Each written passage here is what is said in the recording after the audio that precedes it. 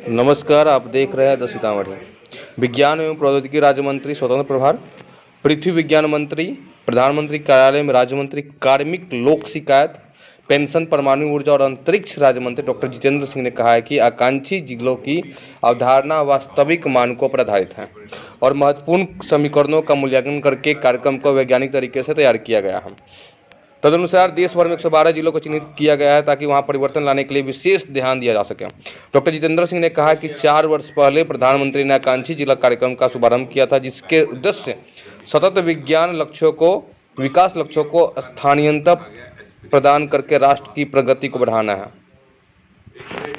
आपको बताते चले कि सीतामढ़ी जिले में आकांक्षी जिला कार्यक्रम के तहत कार्य की प्रगति का जायजा लेते हुए यह कहा।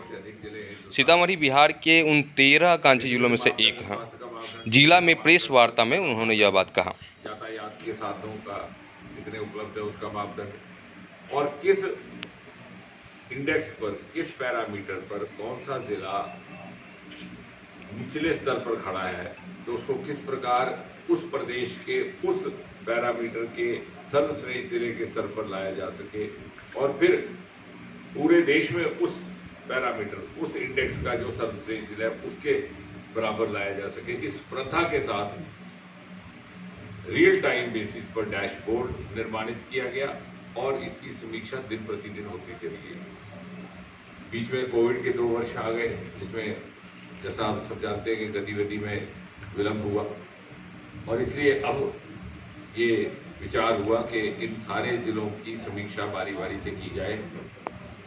और मैं तो ये भी जोड़ दूं इस बात के साथ कि ये जो एस्पिरेशन डिस्ट्रिक्ट का कॉन्सेप्ट है, ये प्रतीक है उस नई राजनीतिक संस्कृति का, उस नए पॉलिटिकल कल्चर का जो मोदी जी ने इस देश में लाने का प्रयास किया है। आपने वो समय देखा होगा, पिछली सरकारों में बैकवर्ड जिले हुआ करते थे, बैकवर्ड एरिया घोषित किया जाता था। जो कोई प्रभावी सांसद होता, प्रभावी मंत्री होता, प्रभावी विधायक होता, अपने जिले को बैकवर्ड करार देता था। यदि कोई रेल मंत्री बनता तो सबसे पहला काम ये करता कि अपने गांव तक रेलगाड़ी पहुंचानी, चाहे यात्रा करने वाला कोई हो के ना हो। यदि कोई एविएशन का मंत्री बनता, हवाई जहाजों का मंत्री बनता, तो सबसे पहला काम ये करना कि अपने गाँव में हवाई अड्डा खोलना, भले ही कोई वहां से मुसाफिर हो के ना हो।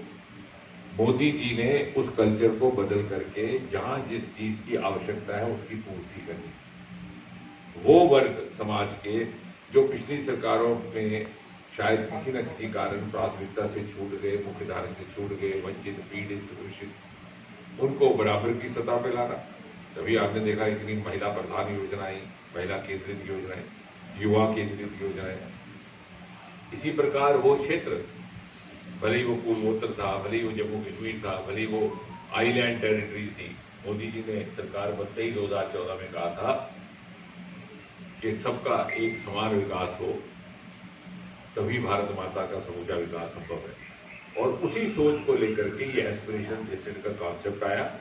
एक वैज्ञानिक मापदंड के आधार पर सीतामढ़ी उस सूची में सम्मिलित हुआ और चूंकि कुछ न कुछ क्षेत्रों में, कुछ न कुछ सेक्टर्स में अभाव था, उसकी पूर्ति करने हेतु ये इस सूची में इन जिलों को सम्मिलित किया गया।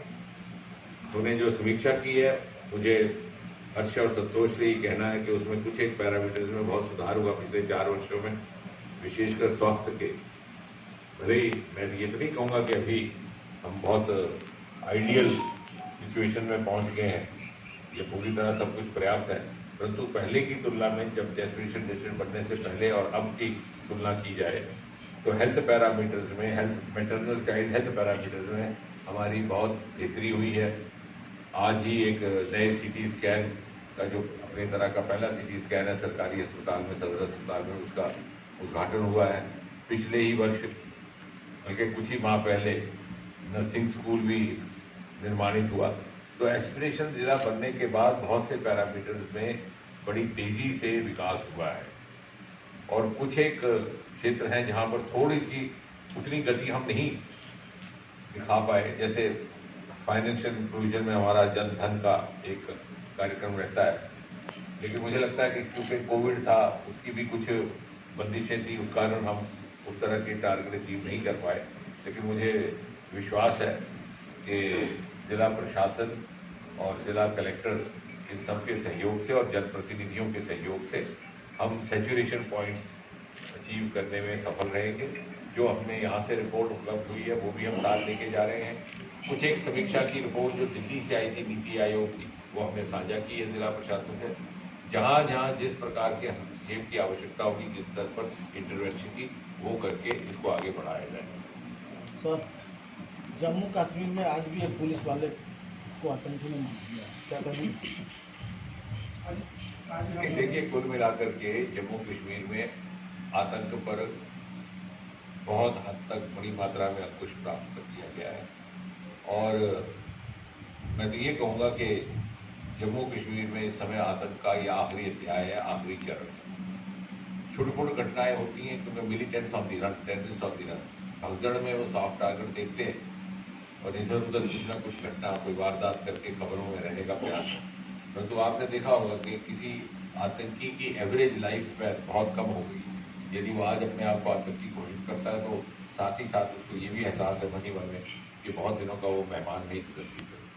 तेलंगाना में राहुल गांधी चुनाव मीटिंग में जा रहे हैं। चुनाव, जहाँ तक आप जम्मू कश्मीर के चुनाव का संबंध है, ये देखिए इन बातों का निर्णय तो चुनावी आयोग करता है, चीफ इलेक्शन कमीशन। इसमें ना मैं अधिकृत हूँ इस बात की कोई तिथि तय करने को, ना मैं मेरे अधिकार क्षेत्र में। लेकिन हाँ, भाजपा का, भारतीय जनता पार्टी के कार्यकर्ता होने के नाते मैं ये जरूर कह सकता हूँ कि भारतीय जनता पार्टी 24/7 पार्टी है। हम हर समय हर किस्म के चुनाव के लिए तैयार है, भले ही वो पंचायत का है, भले ही वो विधानसभा का, भले ही सांसद। हम के तहत दिन प्रतिदिन पहले से सुधार हो रहा है। लेकिन जैसे मैंने कहा कि 2 वर्ष के ये जो कोविड काल के दौरान सब चीज़ों में विलम्ब आया, हमारी फाइनेंशियल इंक्लूजन की स्कीमों में विलम्ब आया, क्योंकि उसमें जनसंपर्क की आवश्यकता थी, घर घर जा करके लोगों के खाते खोलने। परंतु दूसरे पैरामीटर्स में विलम्ब के बावजूद हमारी बेहतरी हुई है, जैसे स्वास्थ्य के क्षेत्र में। और आज ही संयोगवश जिस दिन मैं यहाँ था उसी दिन वहाँ पर एक नई CT स्कैन की मशीन भी स्थापित की गई है, जो पहली है सदर अस्पताल में। और कुछ ही महीने पहले नर्सिंग स्कूल का भी विमोचन हुआ है।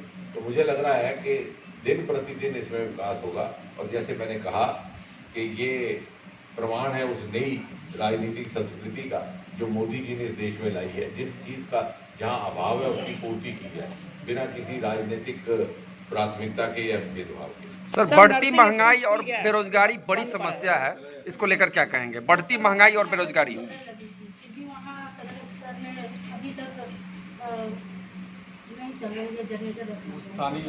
वो आपका जो चिंता है वो हम जिला प्रशासन सर, के साथ मुख्यमंत्री साझा जी करेंगे। के द्वारा यदि नर्सिंग उसमें- का उद्घाटन किया गया था यदि स्कूल उसमें का, वो भी बंद पड़ा है किसी महीनों प्रकार से। की कोई त्रुटि है या किसी प्रकार का विलम्ब हो रहा है तो उसको दुरुस्त भी किया जाए। सर, बढ़ती महंगाई और बेरोजगारी। हाँ, तो आप अच्छा किया ये बात हमारे ध्यान में लाई। डायरेक्टर साहब हमारे साथ बैठे हैं, मुझे विश्वास है वो उसकी चिंता करेंगे। सर, महंगाई बढ़ती है, LPG सिलेंडर का दाम बढ़ा है 50 रुपये आज भी।